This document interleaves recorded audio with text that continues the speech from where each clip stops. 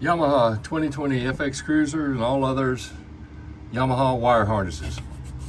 Behind that is a printed circuit board on each one of these caps. You need to get access to it and fill them up with dielectric grease to stop the corrosion, because air trapped inside the watertight cavity of that allows moisture to condense, causing corrosion. Then you experience sensor problems, no starts, erratic starts, and other issues you don't want. Okay?